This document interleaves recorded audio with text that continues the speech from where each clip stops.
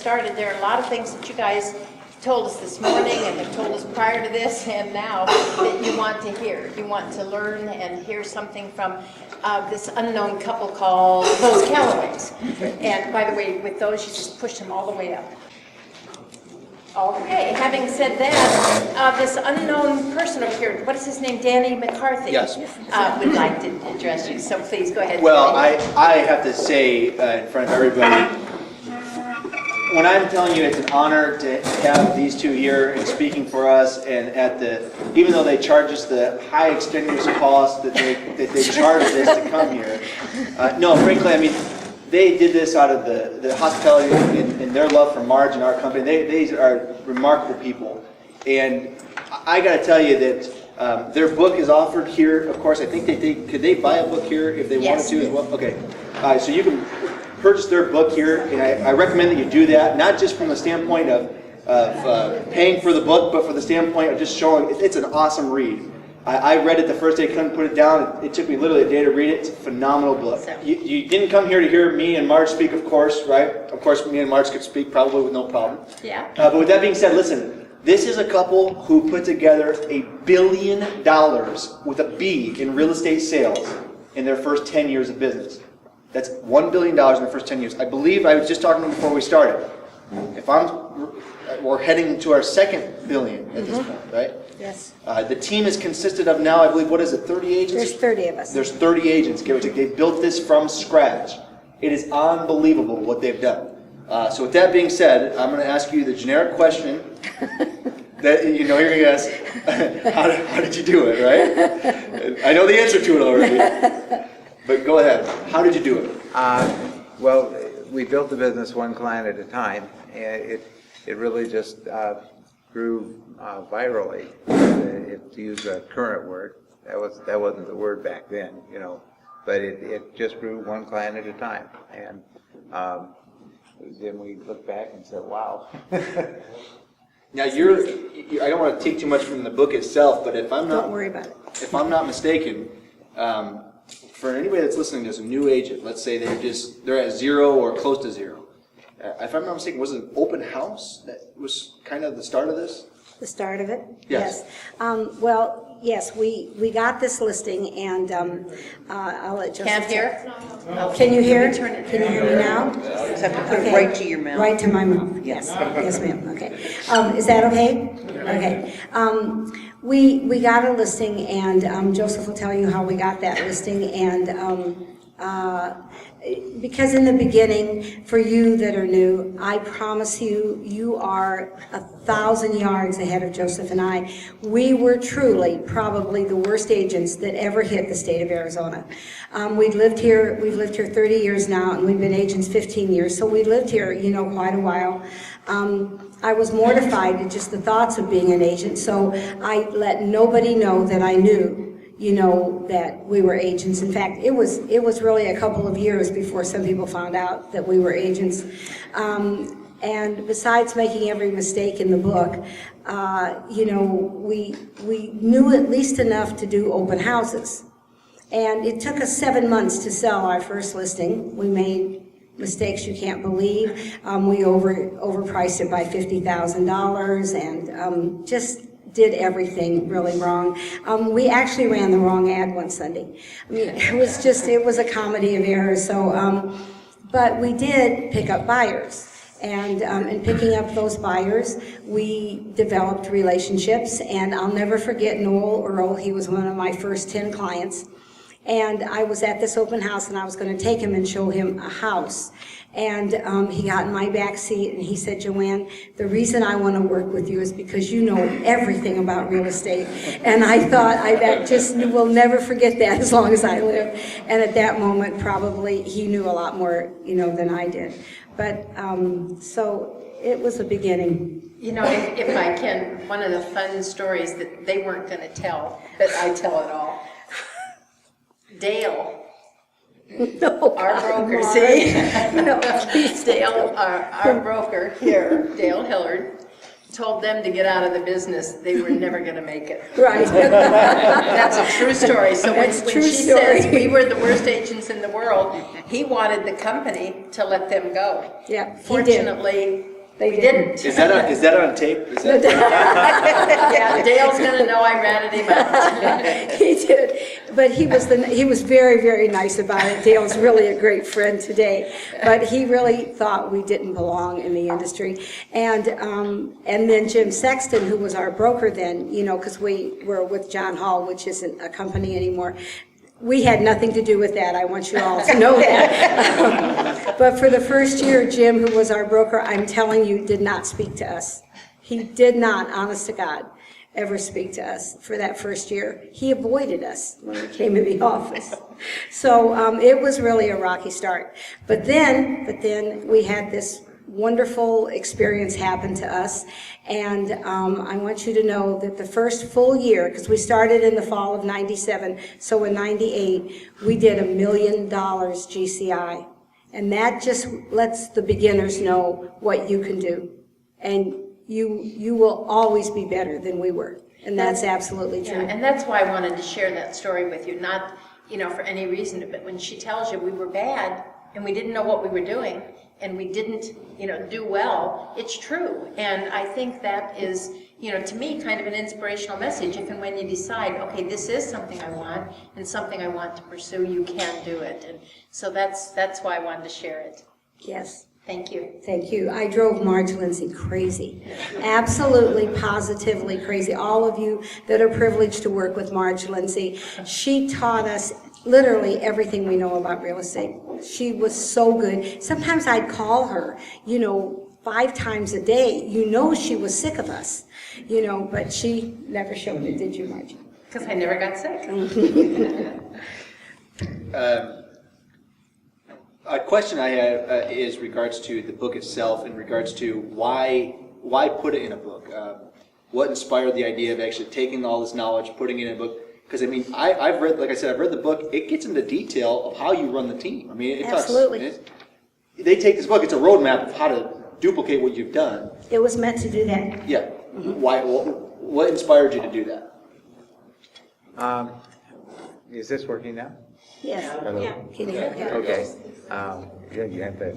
You gotta. You have to eat it. Eat that, Mike. Well,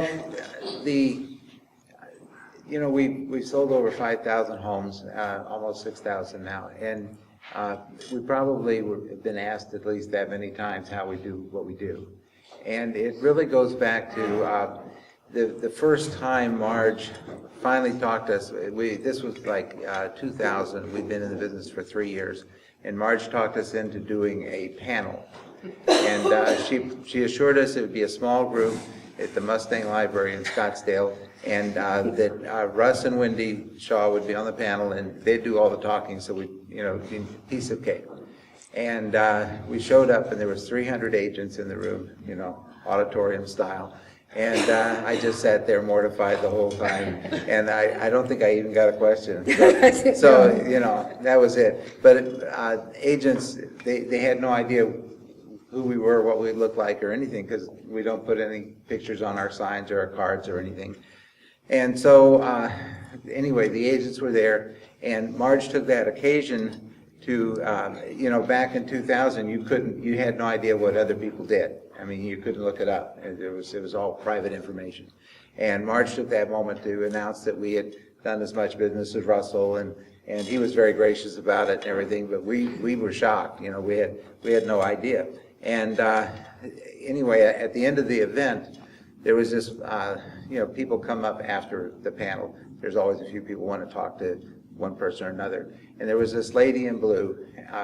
We call her the lady in blue because she was in this beautiful blue suit, blue shoes, everything just done up perfect. She was everything a real estate lady should be, I mean, we were jeans and Just like shirts, we are today. just like, yeah. Blue jeans, blue Yeah, shirts. but she was the picture of a real estate person, and she waited her turn because she wanted to talk to JoAnn, and she waited patiently through a couple of other guys and everything, and then she gets her turn, and she says, JoAnn, tell me the secret of your fabulous success. And fabulous was the word she used. We never use the word fabulous, but that was her word. Your fabulous success. So JoAnn started in talking to her about the clients and what we do and everything. And probably 10 minutes she spent with her. And at the end of that, she says, I know all that. What's the real secret? You know, and we, you know, it bothered us. It wasn't really her fault. In fact, I think I was probably her for 30 years. You know, trying to figure out how to do things.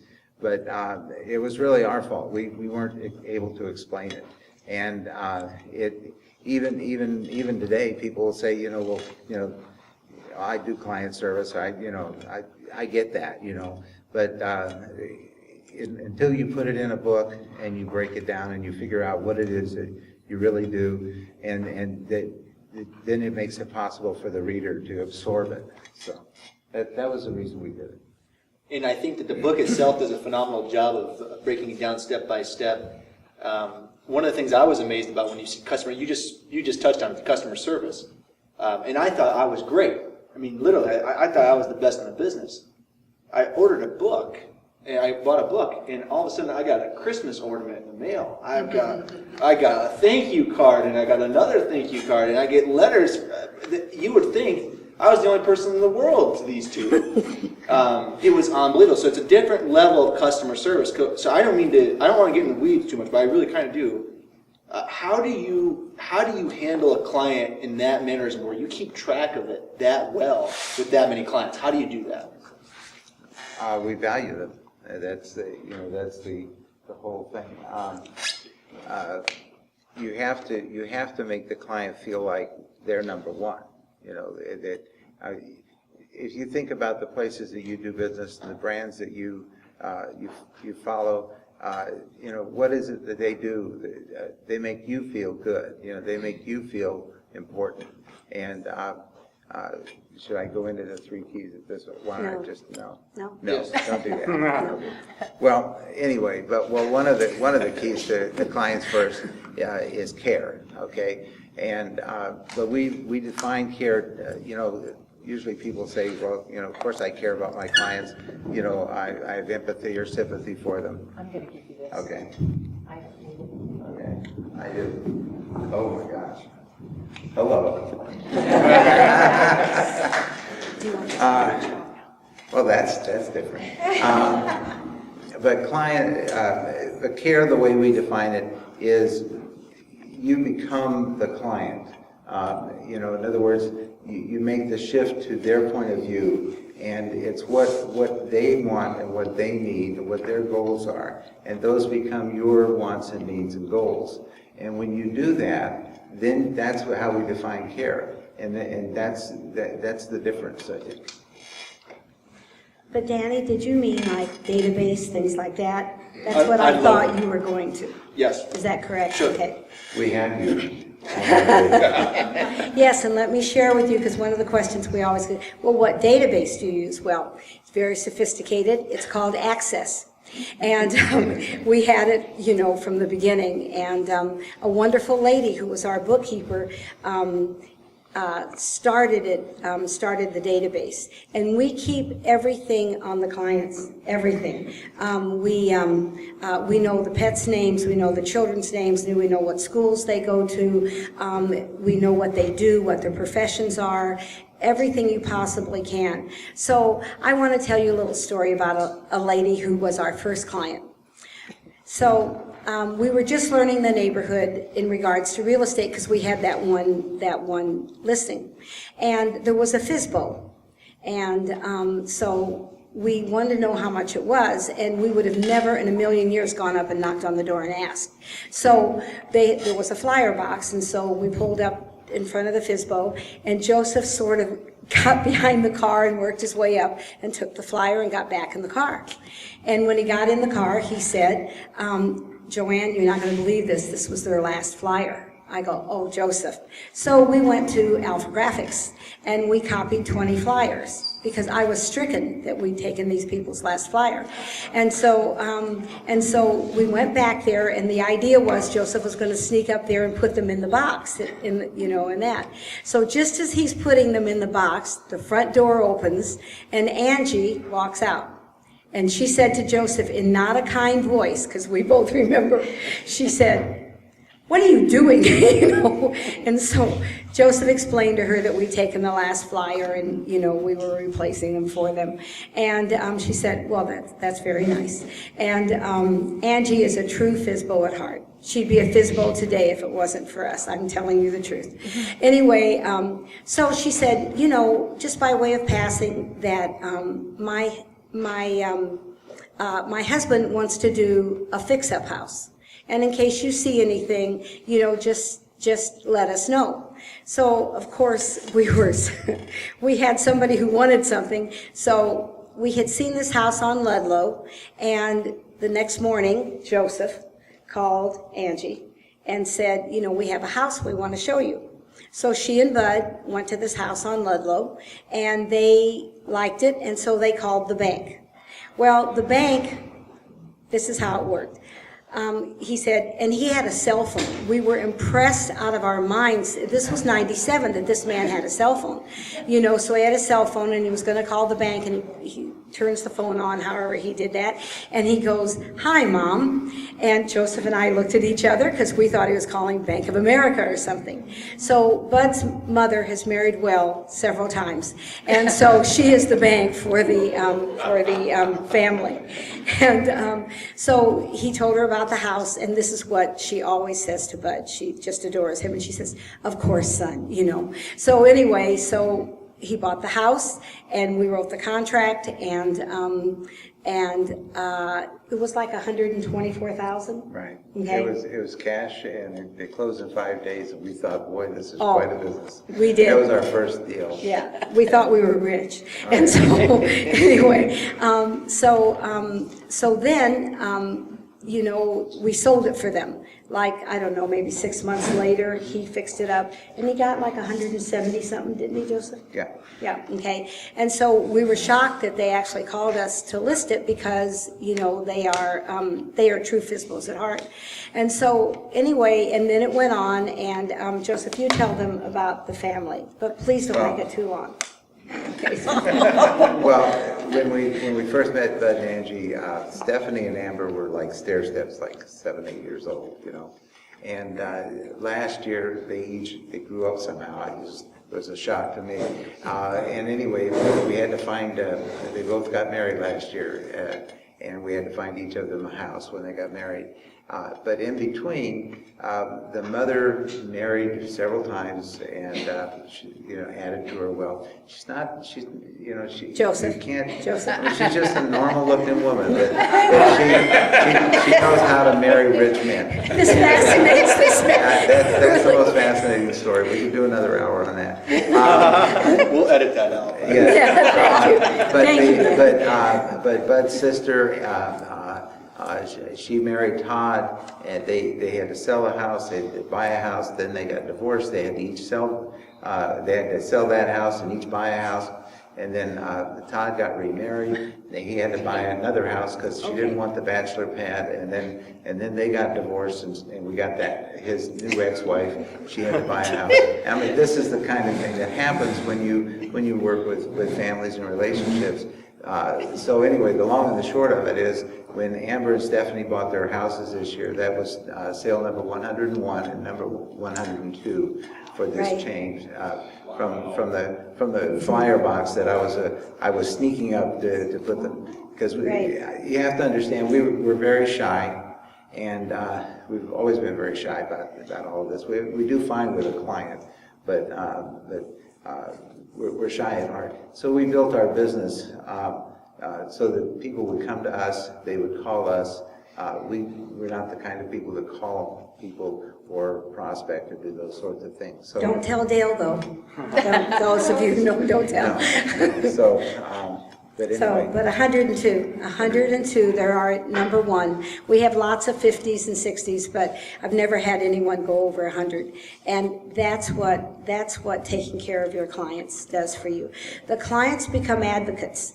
You know, it's not like they're just going to tell the neighbor next door. They do remarkable, remarkable things for you. We could really sit here for 4 days and not cover what clients have done for us, our families, our business, everything.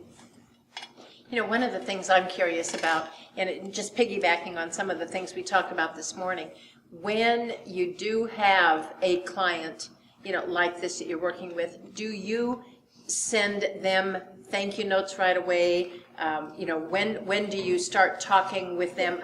Do you spend an inordinate amount of time? That's one of the things that, they're trying to figure out too. What are some of the things you do with these buyers? How much time do you spend with them?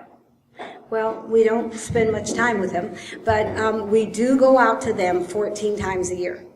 14 times we go out, and I want to share all of this with you. I struggled, when to mail them and what to mail them and what to do and how to stay in touch.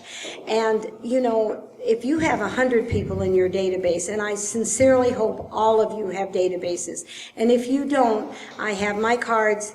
We will share them with you, and I want you to call me anytime, and I will help you with the database, because that database is the most important thing in your business.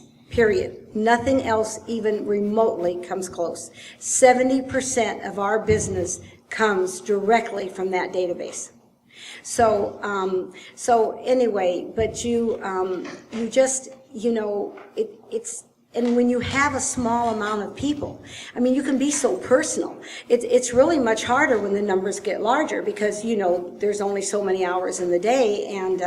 And this Christmas, we give ornaments at Christmas time. And I hope some of you are here that have gotten ornaments, yay, Yes. yay. Okay, Right. So, but this year, to give you an idea, we sent out 11,000 handmade ornaments that were personalized with everyone's name on it, with a sentiment in the box that absolutely, told the whole story. So, but it's humble beginnings. And Joseph, tell them about our first gift to our farm. Is that okay, well, Danny? Very good. Okay. When we started, let me kind of backtrack a little. When we started, we got into real estate because we were broke. And we rented our house, we leased our car, and we owed my dad money. And when you owe dad money at halfway through life, that's broke. We were 50. Yeah, and so I talked JoAnn into getting a real estate license because, I said she doesn't want to sell anything, she didn't want to do anything like that. So I said, we don't have to sell real estate, we'll just use it for our own investments, which was a really good sales job because we had nothing. But she bought it, okay? And so we took our classes and got our license, and we picked John Hall very scientifically. It was the closest office to our house. That was how we selected our broker. Sorry, Marge. No, that's I remember Marge the first year. We kept trying to well, where's the manual? Where's the handbook on how to do real estate? Every time we'd ask Marge, she said, "It's in the contract. It's in the contract." That's what Marge would say. Everything you need to know is in the contract. Yes. Is it still that way? yes, ma'am. But we were really awful agents. We didn't agree with something he said in class. That's why he immediately got us aside afterwards. Says you really don't need to take classes. But we were very motivated, and we were everything a real estate agent shouldn't be. We were very motivated, but we would just do anything to make a deal. We would try anything. The area of expertise, was not us. Somebody wanted to do a house, a lot, a store. Sure, we could do that. I remember we would show houses, and JoAnn would say, I remember this house. She'd never been to the house before. And, she'd say the bedroom's this way, and she'd walk into the kitchen and say, oh, no. We were total flakes. I've never heard that. It's true.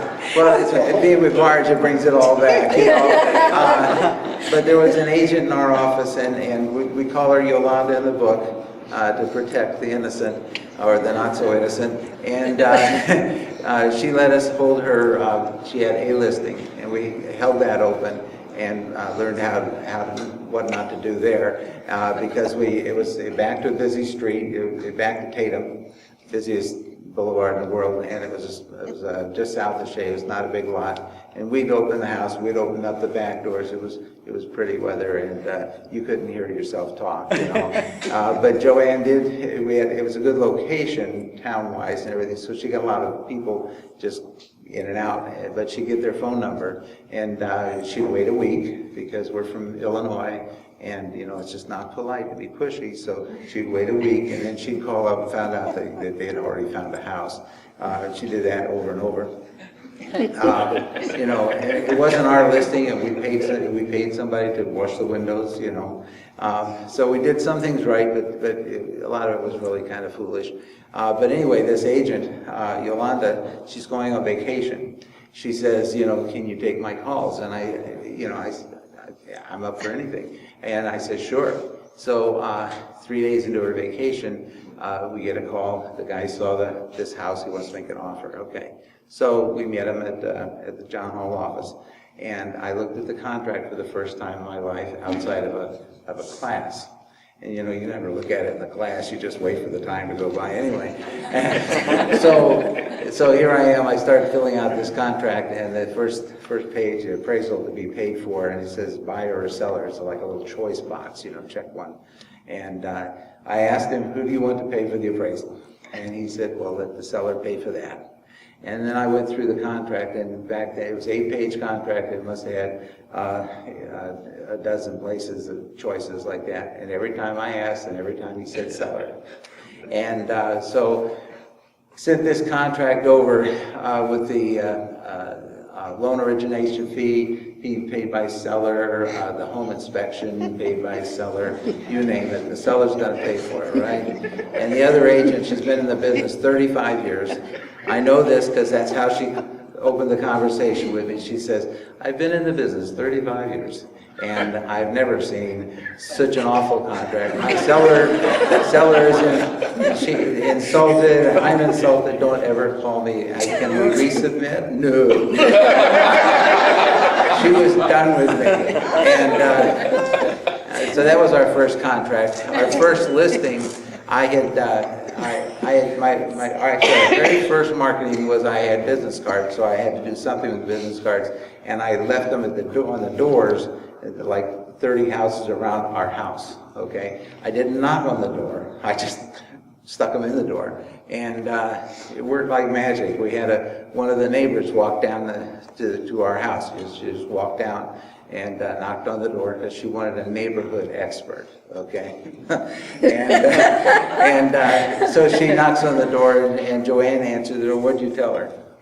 Well, she asked me, you know, if we'd list the house, you know, and I said, Tony, you don't want me or Joseph. We have no idea what we're doing. And that was my first listing presentation. Then Joseph went behind my back, okay, because he knew I never want to do this. Well, you did. Did I know about it? You know, did I know? Let's see, we're not going to have a divorce. No. And so, you know, it took him a couple of days to work up the courage to tell me, oh, we've listed the house up the street. So I'll tell you a cute story from that. Now that's 15 years ago. And Joseph signed that listing, and I want you all to know that's the last listing he's ever signed. I would never let him sign that listing again. Yes, she made it clear that if we did anything, it would be only with her full cooperation. Yes. But anyway, we listed the house, and she said this. She said, you know, it was our first listing and our about 20th closing, so you get the idea, right? You know, it took a long time to sell that house, but we did know one thing from before. We learned, you know, open house works, and so we were doing a lot of open houses. And that's where I told him the Andrew story. Yep. Yeah, so that's how we got started. The first couple of deals that we had commissionectomies. You know, that's, I actually thought that's what you do in real estate. You get into escrow and then you pay for whatever you screwed up. Because we had the sewer versus septic. There's this subdivision, it's Raskin Estates. They built it was built in the 70s. They built the models and it was on septic. But then as they're building the rest of the subdivision, the sewer came in. But they never went back and put the 4 models onto the sewer. And, you know, so how do you know that, right? Well, you did. We didn't. Well, you did. We did not, and that was $1,000. And another house, it was 300 square feet different than the assessor said. Who knew that the assessor wasn't always right? You know? So, but we were not the best agents. We weren't very competent, and we tell them anything. Joseph, Marge Lindsay's sitting here. I know, but the statute of limitations. I'll tell you, I went through the first couple of inspections, and then we immediately got somebody to take care of the escrow stuff. But but I went the first couple of inspections, and I'd get the guy aside, and I'd say, "Now, don't say anything bad about that." Joseph, Oh, yeah. this is the problem. Joseph, Yeah. stop. Why? Take that out. Take that out for sure. It's 15 years. What's the statute on this? Anyway, but that was what happened. And just so you understand, we had a very fortunate thing happen to us, and we tell about it in the book. But briefly, what happened was we had a buyer. We had a seller, and we found them a house. Actually, she came to us. She already found the house. She wanted this house, so we wrote a contract on this house, and it was contingent on selling hers. We put theirs on the market, and first open house, in walks some people with no agent. They want to buy this as their dream house. So now if we sell it, then we get their listing. So, you know, we have the buy side, we have the buy and the sell, and we have another sell. So we had 4 commissions riding on this thing, but it was a low offer. And, you know, when you're a dual agent, you just let the paperwork flow, you know, it's up to them. And so we were like on counter number 7, I think, going back to the seller's house, and we were maybe $5,000